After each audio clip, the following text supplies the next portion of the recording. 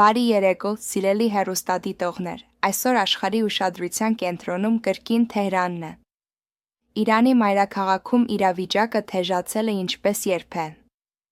Իսրայելի օդուժը հուժկու հարվածներ է հասցրել մի քանի թիրախների, այդ թվում պետական հեռուստատեսության շենքին, ինչի հետանքով քաղաքում սկիզբ է առել իսկական խուճապ։ Թեհրանում հայտարարվել է զանգվածային տարհանում։ Հազարավոր մարդիկ շտապում են լքել մայրաքաղաքի հյուսիսային շրջանները, փրկություն որոնելով հարավային արևելյան հատվածներում։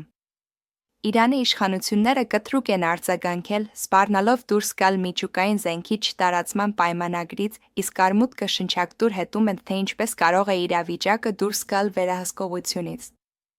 Մինույն ժամանակ իրավիճակը էլ ավելի է լարված դարձրել ԱՄՆ նախկին նախագահ Դոնալդ Թրամփը, ով Truth Social-ում տագնապալի կոչով դիմել է բնակչությանը, հայտարարելով.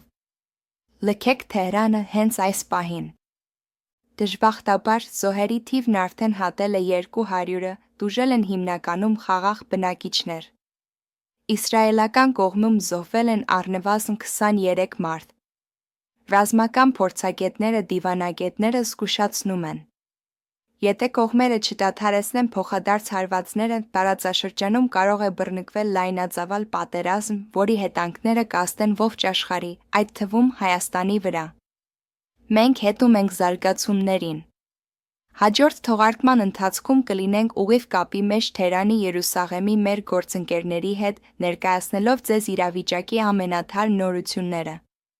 Մնացեք մեզ հետ, տեղեկացված լինելը հիմա կարող է ավելի, քան երբ է։